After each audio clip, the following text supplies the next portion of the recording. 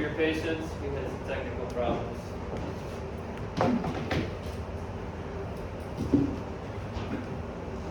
Okay, my name is Mark. Mark Carr. I'm from the United States. I was a lawyer there for about 9 years in San Diego, immigration lawyer. Loved it at first, but then I had to leave.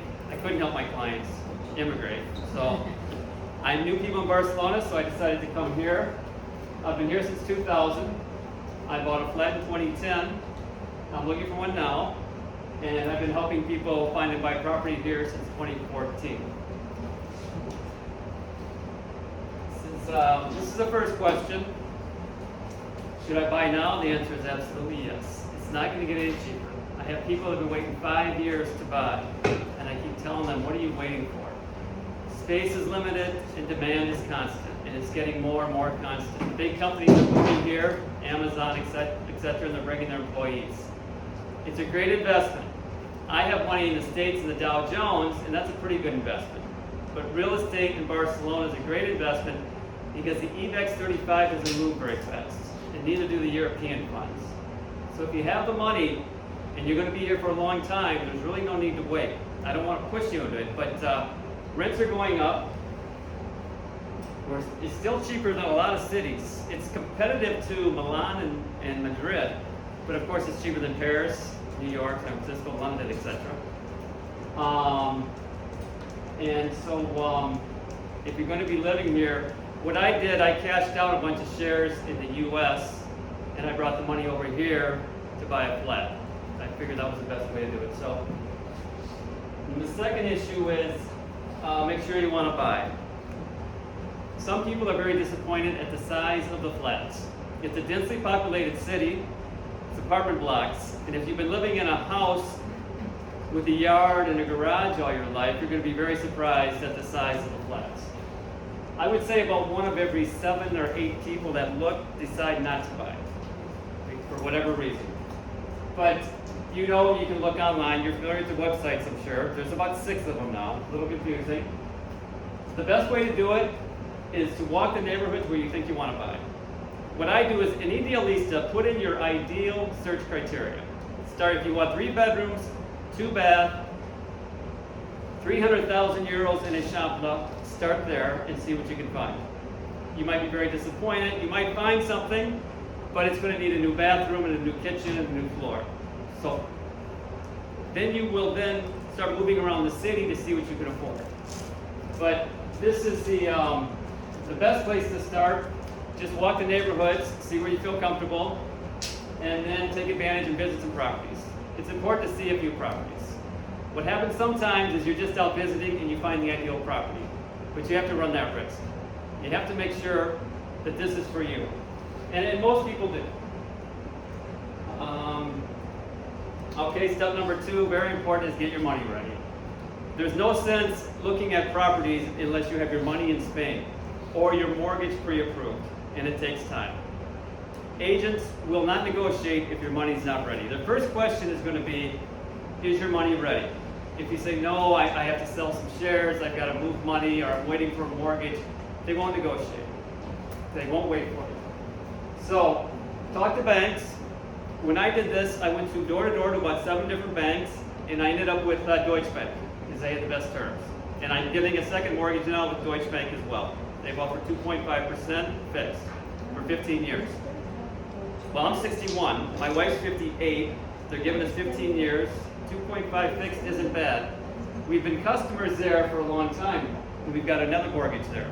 So, but the thing is, send in your financial documents, because they're going to send you an email saying they need more documents, or the documents aren't correct. And if it's a branch office, they might be busy with credit cards and opening new accounts. You know, every branch is independent. And so you have to go to the branch where you bank now and talk to them and see what they have to offer. But anywhere from 2 to 12 weeks for this process.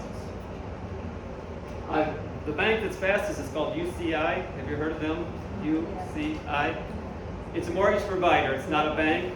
And so they're not busy doing other things, and they're all autonomous. They're really fast. Their terms aren't quite as good, but they're really fast and they're easy to work with. So it took me, I had to sell investment. It's taken me 6 weeks to do this, to sell these investments, get the money into the currency broker account. Do I have that there? Yeah. Never transfer money bank to bank. You know that, right? If there's one thing you learned tonight, please don't transfer money from your bank to your bank in Spain. They'll give you a terrible exchange rate, and they might run it through an intermediate bank. Okay? I know a really good currency broker. It works great. You open an account with them, one account in the US and the UK, and another account in Spain. So there is no transfer. You simply deposit your dollars and you withdraw on the other side your euros. The money doesn't move. It's a lot cheaper. Okay. So I'll send you that. I'm going to send you this, by the way, when we're done, if I have your email addresses, and I'll send you the link to the guy at Currencies Direct, because I've had some clients that got really ripped off. I mean, it's a shame. All right, this is a little more detailed. This is important for a lot of reasons, but everybody knows what this is, right? Everybody knows there's 2 different types. Okay, one is for EU residents only. And if you're here for more than 6 months, you must apply for one. And that's the resident EA, which makes you a taxpayer in Spain. So now you have to report your worldwide income. Am I talking too fast? No, okay. All right. You have to report your worldwide income and pay taxes on it in Spain. So if you need to sell a house or stocks, do it before you become a tax resident of Spain. The capital gains taxes here are off the chart. It's absolutely ridiculous. And they have taxes if you get a gift. They have taxes on everything. The US is a lot cheaper for taxes. So you don't want to get a resident EA until you're ready for it. But if you've been here 6 months or more, you're automatically a Spanish resident, if you're an EU citizen. Okay. All right, must report your global income. Now this one is for UK and US and everybody else. Because for us to get legal, we have to go through the visa process, of course. So a non-resident EA only allows you to get a mortgage and sign the deed. It doesn't allow you to live here or to work here, obviously. It's just a tax ID number. Because when you buy the property, you got to pay taxes. So they open an account for you at the tax office under this number. And that's all it is. But you must have one when you apply for the mortgage and when you sign the deed. Now the beauty is, you're not a resident of Spain yet, so you don't have to pay taxes here yet. So if you're ever in doubt, get the non-resident EA first.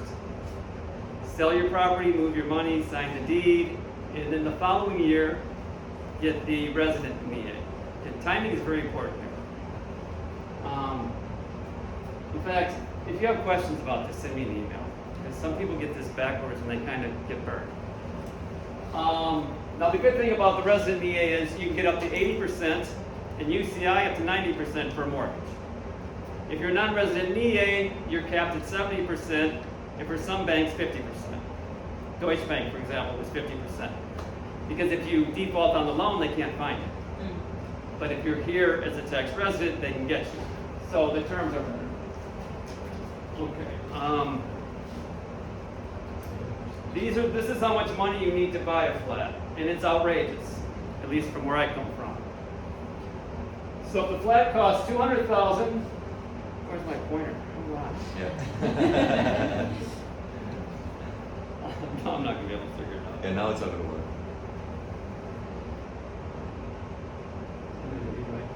Oh, there it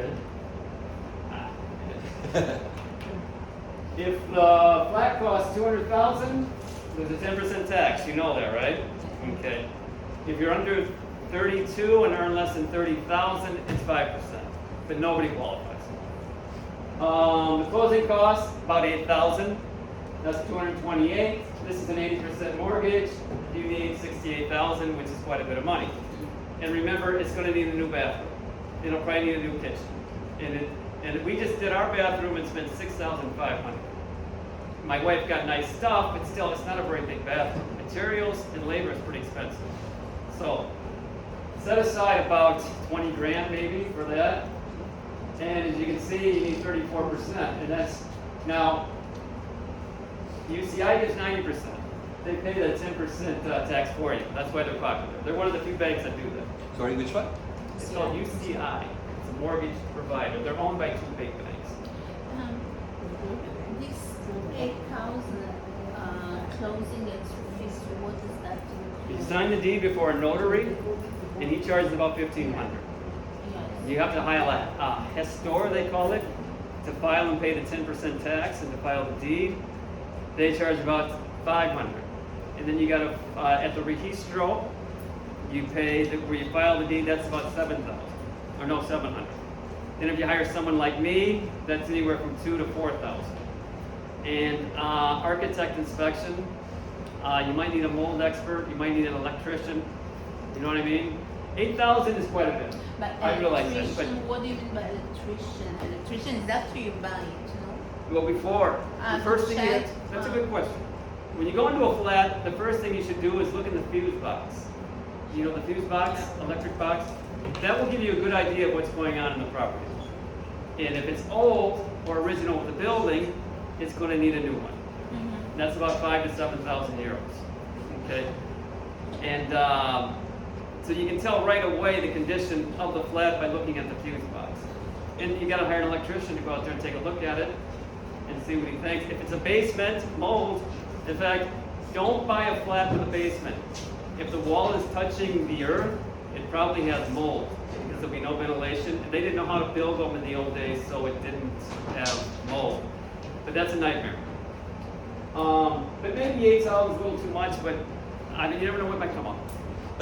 Sorry, that is irrespective of, so that's all connected to the flat price. So even if your flat is 100 or 400, Yes. that base cost stays the same, but your tax will change. That's right.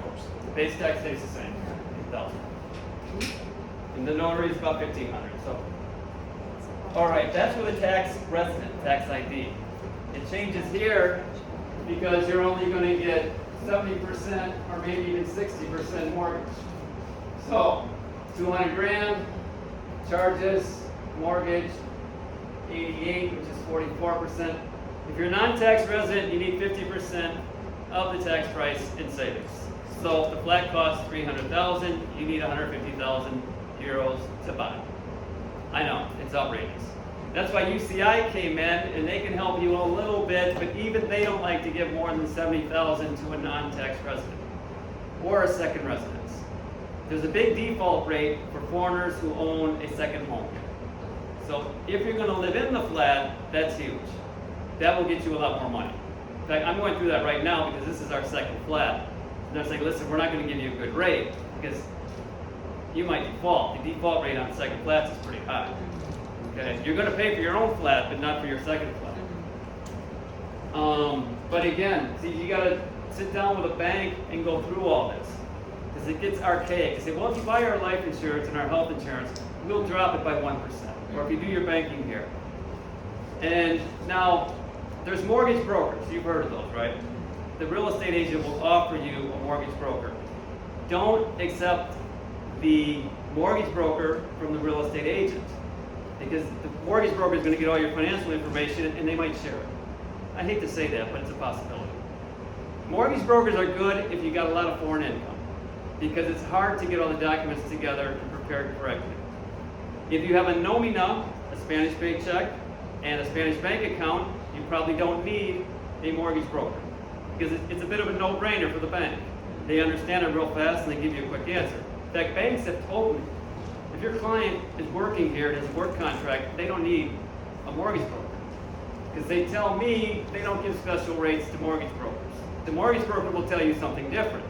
And maybe they got a special deal with a branch office because all these branch offices are independent. So, but they've always told me, now forget it, we don't need mortgage brokers. If it's all in Catalan, whatever, Spanish, we can do it here. When it comes in German or English from the US, we got to send it to Madrid. Nobody here knows how to do that. They send you somewhere else. Then it's nice to have a mortgage broker. So, and there's like 15 of them now. I mean, I can give you a recommendation if you want one. Okay, here's Barcelona. And on a crude map, this is where I get that wire. Okay, all the international demand is here in Ishapla. That's the gridded area, as you're all familiar with. Prices drop substantially once you get off the gridded zone. I'm looking right here now. Because I was looking here, I live about here. And I was looking here, I couldn't find, I need 3 bedrooms and 2 baths and some decent size. Everything here was 400,000 and up, and it needed a new kitchen, and there was no view, and it needed a new floor. Forget it. Anything nice around here was 500,000. Float, you can get it for 320. You can save 100,000 just by going out here. And then if you go up here a little further, that's not really pork top, but if you go up from Clote, prices drop more.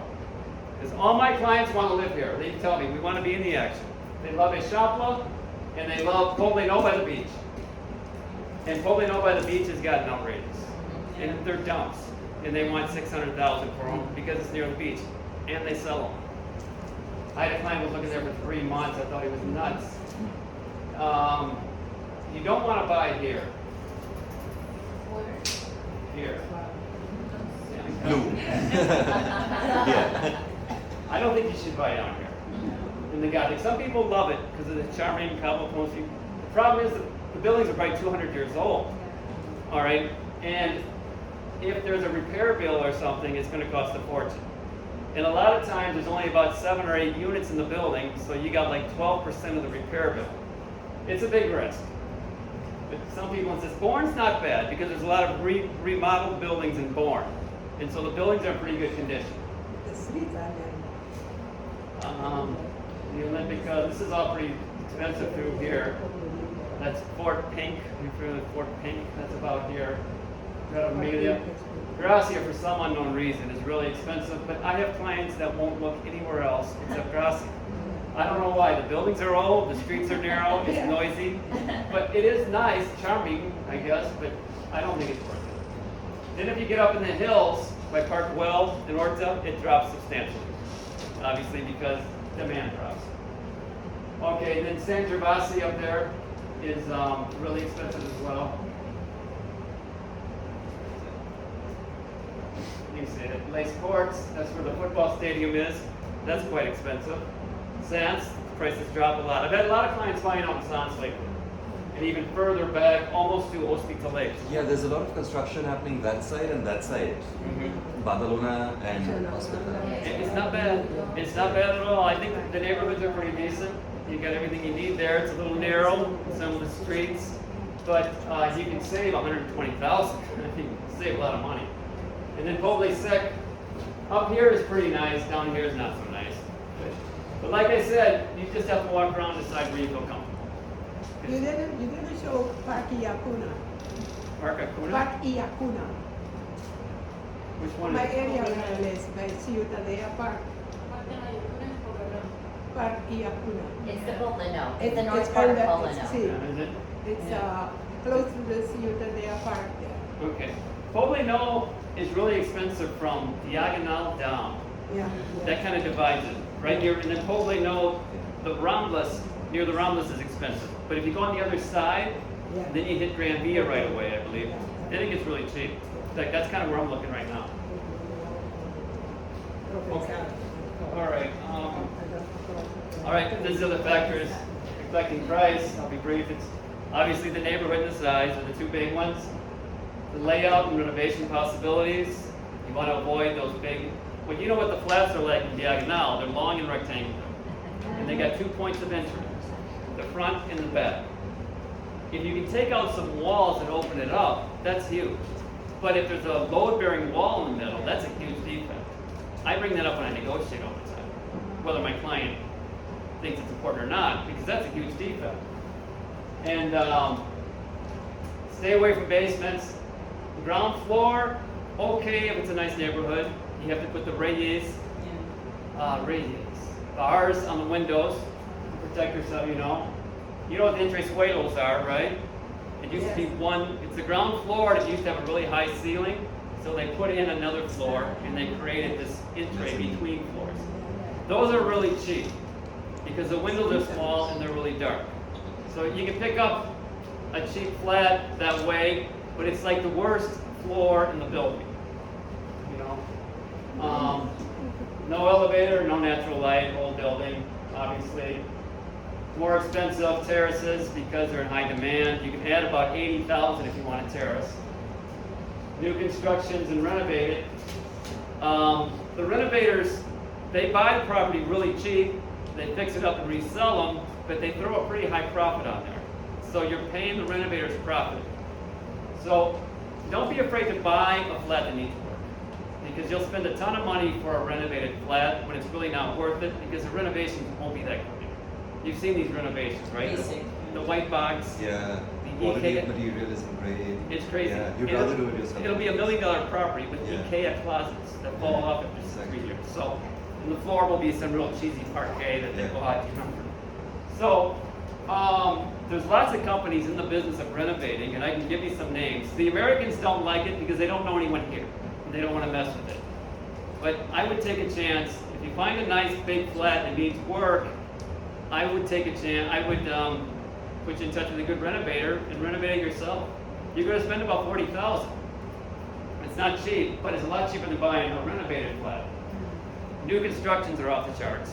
You know, all the new buildings going up; those are really expensive. But a lot of people insist on one. So these are the deal killers. If there's somebody living in the flat, a tenant, forget about it. Don't waste your time. Lesson learned. They say they're going to leave, but they don't have to leave. They say they have a lease, but a lease doesn't matter in Spain. You can have a lease. A lease is contract law. So leases work. You have a contract. So if you're going to buy a car, it works. Property is property law. A flat is property law. They take they balance the equities. They consider all the facts. Your lease is one fact, and it's not given very much weight. They look at who's living in there. Do they have kids? Do they have somewhere else to live? And the tenants usually win. So if you buy and you try to evict a tenant, you could lose. Because you say, well, you already got a place to live. And then you're in court, it takes a year, 2 years. Forget it. You know, I tell them, when I call them up to look at a flat, I say, okay, is there anyone living there? Yes. Okay, is it the owner? If it's the owner will leave. Sometimes you have to fight with them. But they will eventually leave. Sometimes they need the honest money before they can buy their next apartment or whatever. But they will leave. If it's a tenant, you might as well hang on. If Don't they even don't start. leave, you don't pay. So- In the That's right. lottery, you know, if you don't get the key, you don't pay. Right, you got them over a barrel. But it could stretch out to 3, 4. You have to ask them, do you have another place to live yet? Because if they don't, it could take them 3 months to find a place, and you have to wait around before you can sign the deed. That's happened a few times. If the tenant has a 5-year lease and they have 4-6 months left on the lease, and you expect it to take 3-4 months for the whole thing to get finalized, is that okay then? Because then the 5-year lease, But they don't have to leave. even after the 5-year lease is over? Of course not. They have A lease doesn't mean anything. As far as I can tell, a lease doesn't mean anything in Yeah. Barcelona. Nothing. Tenants are protected here. There sure are. Yeah. Well, you don't have homeless though. Like in the States, if you don't pay your rent, you're in the Yeah, street. yeah, And there's yeah. people living in the street all over the place. Yeah. It's not like that here. But people do take advantage of it. Yeah. So there's not much you can do. They'll promise you up and down, but if there's a tenant, forget it. A friend of mine had to wait 2 years because the owner still had the right to live 2 years. Right? You got to check the documents very carefully to see if the owner has any right before you. Or the grandkids. Right. The right. Right, a lot of things like that come up. All right, the flat's not in the seller's name, for example. That happens sometimes. And then there's a lot more. All right, real estate agents. It's an unregulated market. You don't need a license to sell property. And as far as I can tell, they don't need to disclose anything, with one exception. A luminosis is the type of cement that they used to use to build. They have to tell you if the cement is of low quality, called a luminosis. Yeah. Otherwise, it's don't ask, don't tell. If they have no duty to bring up anything, and the deed will say, the audit contract will say, you buy as is. It's your responsibility to get an architect inspection. You have to talk to the building administrator. And then Building administrator is in charge of maintaining the building. You have to talk to them. You have to get their architect reports. You have to get minutes of the last meeting of the owners. They all meet once a year. You have to see what happened at the last meeting to see if there's any repairs pending, because they're not going to tell you anything. Forget it. the seller pays the agent normally 2 to 6%, and they work together closely. So the agent's going to tell you, I can take care of everything, but there is a conflict of interest. And some agents charge the buyers too. Tecnocasa charges 3% plus 21%. They charge or up to 5%, but it's 3% plus 21% VAT. Now La Casa's doing it, and there's like 5 more doing it. A lot of them probably know, because they tell the seller, I'll only charge you 2% or 1%. Or in one case, Tecnocasa waived the fee to the seller in order to get the client. They fight over clients like crazy. You've probably seen stuff in your envelope or in your mailbox that says, anybody here want to sell their flat, call us, we'll give you a free evaluation, free assessment. They compete really hard for people, looking for people who want to sell their flat. So then they start offering them, I think Lucas Fox and Ingalls and Volker charge, I believe, 5%. Not in all cases, but they do a lot of international marketing and they bring in bigger buyers. Whereas the small agencies that you see in the street, there's millions of them, most of them charge 3%. But now they got to negotiate down because there's so much competition. So you just have to ask them. I would ask them when you call them to see the flat, are you charging the buyer?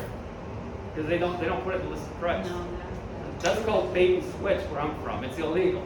It's not illegal here. Okay, when you go in to see a flat, don't say anything positive. Don't say anything at all. Because just be nice, but point out the defects. Negotiate like the Catalans negotiate. It's a lot smaller than we thought it was going to be. Well, they're all pretty small. It's darker than the photos showed. It's vertical street. You don't get much light. Noise. That's the number one post-purchase complaint, by the way. Noisy street. So you have to go at night and check it out. But the agent will press you for an offer. They want you to say something so they can kind of get you set in, so forth.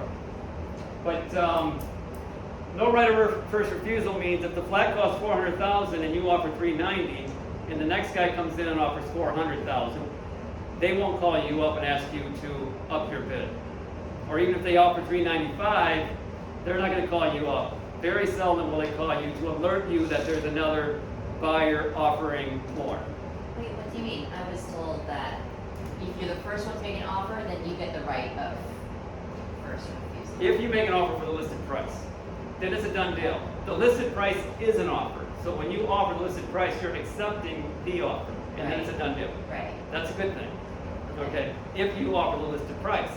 But remember, most of them are overpriced. There's no market value here for property.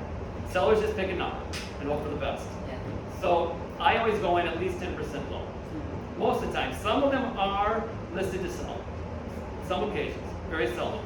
I always go low because I don't care and I just want to get an answer. Hopefully I'll get a counter offer.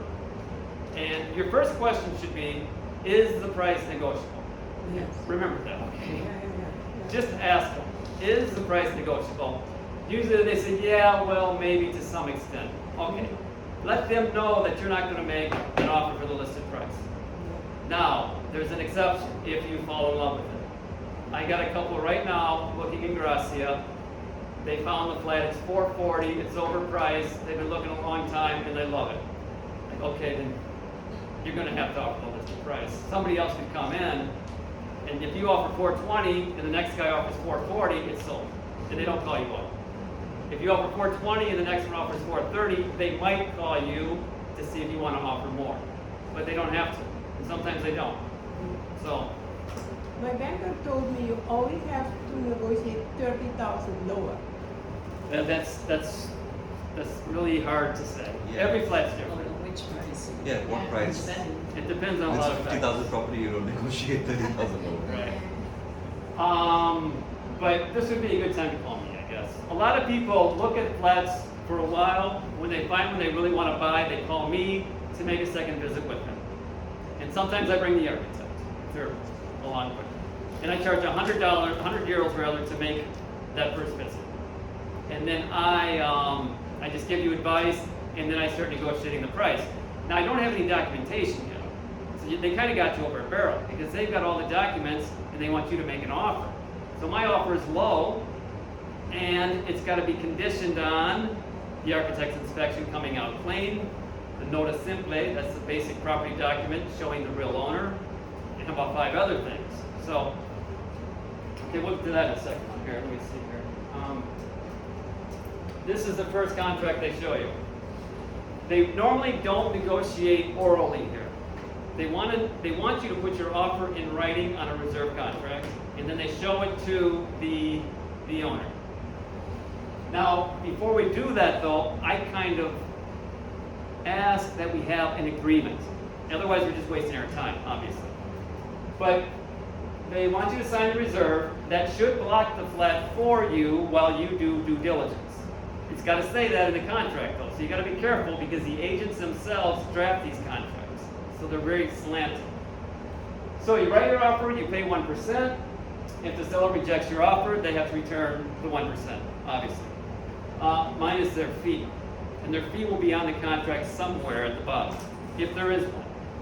That's one thing you got to kind of look out for. Technocosta is kind of notorious about this. If the seller accepts, they'll want the 10% ADAS payment within 10 days, maybe 7 days. So you can't make a reserve until you have the 10% ready to spend. And you can't sign the reserve until it has all the conditions that need to be met. Because when you sign the reserve, you probably won't have the architect inspection yet. Because there's a lot of competition. If it's a hot property, there'll be a lot of buyers involved, and if you really want it, you got to block in your name right away. So you sign off, you put your offer, you sign it, except condition 1, my mortgage. If my mortgage is rejected, the deal's off, and you have to give me back my money. And that's under Catalan law. But a lot of the law allows the agent to ask you to waive that requirement. Everything here seems to be waivable. It's kind of strange. But that's the first thing. You got to make sure your mortgage is ready. The second thing is the documents don't show a serious defect. The architect inspection doesn't show a serious property defect. And I always throw in there, I got to talk to the building administrator to make sure the building is in good condition. Because that can be a huge defect. Some of these buildings are very old, etc. So this contract is really, really important. I fill it up with conditions. Because if the agent is desperate to get rid of the place, they'll start making promises. They'll exceed their authority making promises. They'll agree to take out a wall or put up a wall and do things. So all that goes into the reserve, and then in the reserve I put all of these conditions are in the audits as well. So we incorporate it all into the audits contract. So, okay. Just stop me if you have questions, because I'm just going to keep going. They also need to show the certificates, right? Everything, yeah. So, something bad happened to me. I gave 2,000. The realtor told me to give 2,000 to take it off the market, Yeah. and I was stupid enough to do that. He didn't let me sign anything, and then later. Can I ask you to hold that? Yeah. After Yeah, this yeah, discussion, after, I'll yeah. take up personal experiences, okay? Okay. Do Okay. you have something? The agent's fee normally, normally how much is it? Well, Technocost is 3% plus 21% of the purchase price. Now, agent's fee on the reserve, Reserve, I mean. you have to look in the fine print. If You never know. Maybe there won't be a fee. Because I had two that didn't mention anything about a fee, so I said it would have to be mentioned. Right? It would have to be in writing on the contract. Yes. If not, if you then buy the flat, they can charge you 3% plus EVA, but that will be due probably at the audit contract. But they're supposed to, you have to make sure they tell you that. In fact, in the reserves, I always put the agent is not charging the buyer. I always propose that as a condition. And then they have to agree, then you fight it out, you know. Yeah. If you put down the 10% deposit and then some of the conditions are not met, and you won't know until later, right? Are they obliged to return the deposit? Right. Can that involve litigation? Well, you're talking about the audit contract now, right? No, like if you go back one slide, then so you put down 1%, Yeah. and now you have the reserve. The seller accepts. They want you to transfer 10% within the next 10 days. Right. So within those 10 days, are you going to be able to verify all the conditions you laid out? No, that's what you got to fight out. You've got to get all those questions answered. Sometimes I extend it to 14 days, sometimes 21. And they say, no, you won't need that much time. And then they start forking over the documents because they got them. It's like a card game. You You gotta force it out of their hand and take a look at it. And just, you know what I mean? So you gotta put all these things within 10 days. Basically. That's right. Architect inspection, everything else. I do most of my work within the first 10 days. All the due diligence, architect inspections, analyzing documents, correct. Because when you go to the audit contract, you pay 10% or lose it. And that's kind of a risk. Now, if you don't know all this stuff yet, it goes into the audit contract. But it's not 2,000 anymore, it's 40,000. And so you don't want to, you want to have all this done before you pay them 10%. Because if you don't buy, you lose it. If they don't sell, they pay you back double. Due diligence first, so you can eliminate. The only one you're going to have probably is getting your mortgage finally approved. Because the mortgage approval is first based on you. So you need to have the bank tell you, based on your financial documentation, it's approved and here's how much you can borrow. Very important. But it's not final because we haven't seen the property yet. Now normally the property is not a deal killer, but they do want to come in and look at the property and they're going to assess the property and they're going to give you 80% of the lower between the price and the assessment. So that might go into the odds. If the assessment comes out lower than $400,000, then the deal's off.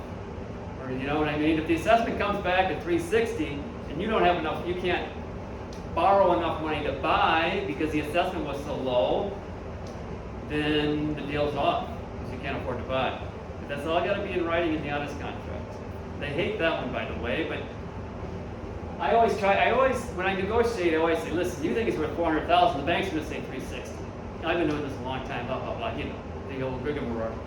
And then that's a good way to get them to lower the price a little bit, especially if there's a serious defect. No elevator, that's a big defect.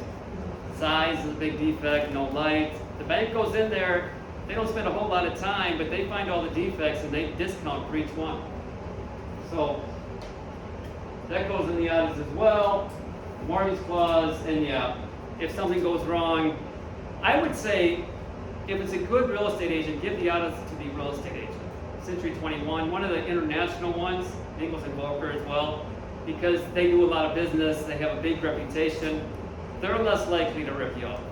I can't say that about all the agents, so I'm not going to say anything more, but giving it to the seller might be a mistake as well, because they might spend it and they won't have it, you know what I mean? So that you give the hours to the agency? Depends on the agency. But it's okay to do, it's better Yeah. in your opinion to do that? Depends on the agency. For Sorry to be so A specific. specific Century 21. I've had good luck with them, for example, because they have a trust account. So your money doesn't go into their commingled account. It goes into a separate account for you. And if they reject it, it comes back to you. The hours? The other money. Right. Most of the big international firms work that way. So they hold it in escrow. It's similar to an escrow, right? It's a separate account. They have their normal bank account, but they don't commingle the funds in with their normal account. But that's another crapshoot, I guess. That's the problem with this thing. You've got to have the audit very worded, very, very strong. And all contracts are in Catalan? No, everything's done in Spanish Spanish. because the deeds are in Spanish. It's a national market. So the notary speaks Spanish, the deeds, everything. Every once in a while you get something from Ayuntamiento in Catalan, but otherwise it's all Spanish. But no English. No, there's no English. Some of the, well, I always draft my contracts in both languages, of course, but not the deed, of course. All right, and then the last thing is you sign the deed before a public notary, and you have to pay the 10% tax and other closing costs. That's due 30 days after you sign. If you pay in cash, you have to hire a gestor, they call it, to help you do this. Otherwise, the mortgage bank takes care of it. You file the deed with the government office, and you get it back within 3 to 6 months, more or less. I'm just gonna, just real quick, this question comes up a lot. You gotta buy cheap, you gotta buy really cheap. And if you're not a tax resident of Spain, 24% of the gross rent and taxes. So, there goes your margin, right? If you are a tax resident, you put it on your Declaración de la Renta, and it's 20% of the net rent. So if you remodel the place or do something, you can write all that off, which is a big deal. But that's basically a deal killer for a lot of people that come here to buy. I mean, 24% is a lot, yeah. If you're not a are you an EU citizen and then you buy it to live in it, and you still have that 24%, or is it for investment? But you're gonna live in it, You're gonna live you're okay then. This is 24% on the rent that you receive. on rent, okay. Right, it's the rent that you receive. What it does, it creates a lot of fraud. They go up to the door and they get their rent in cash, so they don't report. You know what I mean? I mean, it's, buying to resell, taxes differ. If you sell the property right away, you only have to pay 3%, I believe, or something. I'm not a tax expert though, but if you are buying, you're gonna fix it up and resell it, the 10% tax is lower, but you should talk to a tax expert. You have to know about leases. Leases don't mean much here. Know about the tenants though. My clients from New York, they have a place here that they rent out, and they always rent to college students. They put in the lease, you have to leave by June 1st when school's out. We're going to attach the schedule to the lease. And the girls from Sweden or the guy from Canada, they don't know the rules. And so they get a visa, they're a little scared, and so they leave. But they never rent to people who live here. Because they want in the summertime, what happens if they don't leave? I don't know. So if you do rent property out, make sure that rent to foreigners. Does this include subletting? Excuse me? Does that include subletting? So subletting is you're renting the property out and you want to rent it to somebody else. No, you buy the property and then you sublet a room. Oh, a room. Well, you have a little bit more control if you're living in the property with the person. But I still would side with somebody that doesn't know the rules real well. I've had clients have terrible experiences. Speaking from experience, you just can't get rid of them. And if they know the rules, they're like, listen, the law's on our side anyway. You can hire all the lawyers you want. We're probably going to win. So, I don't know. It's a big rip-off. Tourist licenses, you probably know, they've been banned for a long time. They're now banned in Sitges. So you can't make money doing that anymore. The other thing is, you know the squatter situation, put an alarm in your property. If somebody gets inside, if you don't get them out within 72 hours, they have a right to stay there or something. Ridiculous. Don't get me started, I know. All right, this is my services real quick. I help you find a flat in Barcelona for $1,500. That's basically to call the agent and set up the business. We exchange links because you have to actively be looking. You can't buy a flat for another person. But finding the agent and arranging the visits can be a nightmare. You've got to call 3 different numbers. They keep telling you wait, call back. So that's like a nuisance fee almost. $1,500. And then we visit the properties together. Once the visit's set up, we look at the properties. I review any documents I can get, and I always start negotiating the price right away. I want to know right away how flexible they are on price. Sometimes they say we're not negotiating, no way, because we just put it on the market and we're going to wait, or the seller's in no hurry to buy, or the owner is in no hurry to sell. So we're going to sit around and wait until someone offers $500,000, even though it's worth $460, because it has a patio or something. So I do that, and then the purchase, manage the purchase from start to close is $2,500. Don't forget this. Isn't that okay? And then if it's real expensive properties, it kind of depends on the total. But it starts at about $3,500. So, quick question, sorry. Can you elaborate more on that 21%? Like, is that out of the 2,500 or? $2,500 plus. It's on top. It comes to about $3,025 total. Oh, got it. Okay, so it's like a tax No. on. Tax. It's it comes to me, and then every 3 months I pay it to the government. So every 3 months I get a bill for like $3,000-$4,000 or whatever, and that's the 21% that I charge my clients. So I'm like intermediate, an IRS agent is what I am basically. Now this is negotiable because some people really have their stuff together, and they come to me and they say, "Listen, we got the reserve. Now we're just doing the audits. If it's not as much work, I drop the price." You know. And then sometimes it's a complete mess, like what I'm doing now, and I should have charged more than $2,500 because it's 2 flats and one doesn't have a safety lot, and you never know what might come up. But once I take a good look at the property, you send me the link, and if you got the documents, then I can drop the price because it's not as much work, obviously. So the $1,500, that's pretty cheap, $1,500. I've been on the phone all week trying to arrange business in Casa de Fels. That's insanity. Trying to get a hold of agents. So